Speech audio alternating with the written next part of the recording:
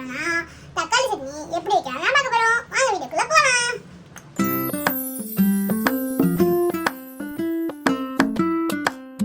இதுக்கு தேவையான பொருட்கள் என்ன பார்த்துலாமா?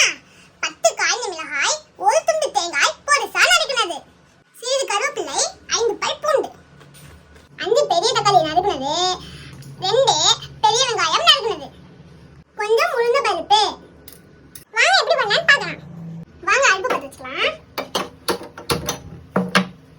நெக்ஸ்ட் தாளிச்சு அடுப்பு வச்சுக்கலாம். பாத்திரம் சூடான எண்ணெய் ஊற்றிக்கலாம்.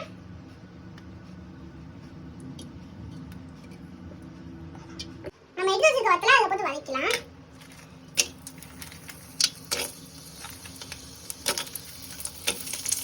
இப்போ வத்தல் போட்டாச்சு. இப்போ நல்லா வதக்கிக்கலாம். அடுத்து தேங்காய் வதக்கலாம்.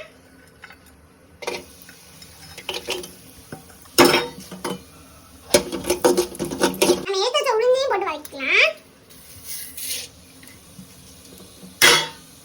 அதுவும் நல்லா ரெட்டிஷா வரைக்கும் நல்லா வதக்கிக்கலாம்.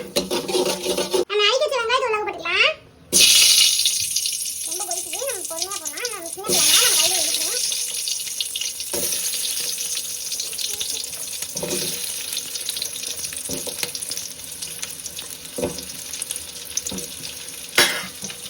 நல்லா வதக்கிக்கலாம்.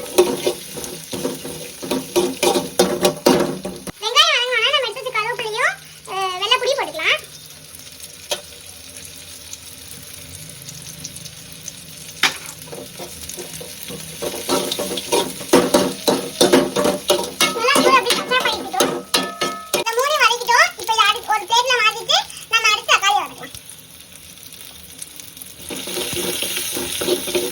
இப்போ ஃபைனலா தக்காளி வதக்கிக்கலாம்.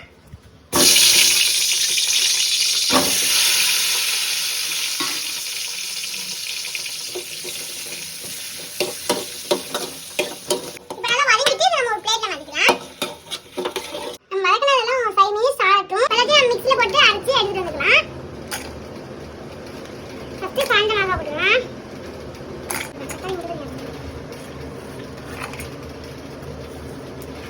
எல்லாத்தையும் நம்ம அரைச்சி எடுத்துட்டு வச்சு நம்ம இப்போ அடுப்பு பற்ற வச்சுக்கலாம்.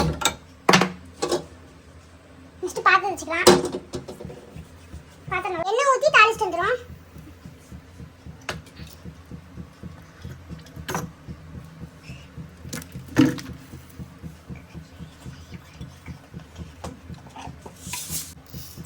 கடுகு போட்டுக்கலாம்.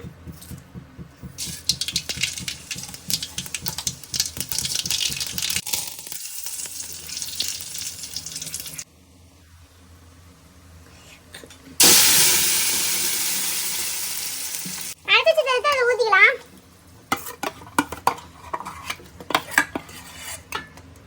அளவு உப்பு போட்டு நம்ம மிக்ஸ் பண்ணிக்கலாம். தக்காளி தண்ணி ஊற்றிக்கலாம். இப்போ நம்ம தண்ணி ஊற்றிக்கலாம்.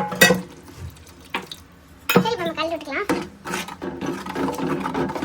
சட்னி ரெடி ஆகிட்டு டேஸ்ட் பார்க்கலாம் வாங்க.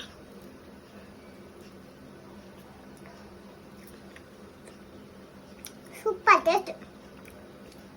நீங்களும் இந்த மாதிரி உங்கள் வீட்டில் ட்ரை பண்ணி பாருங்க.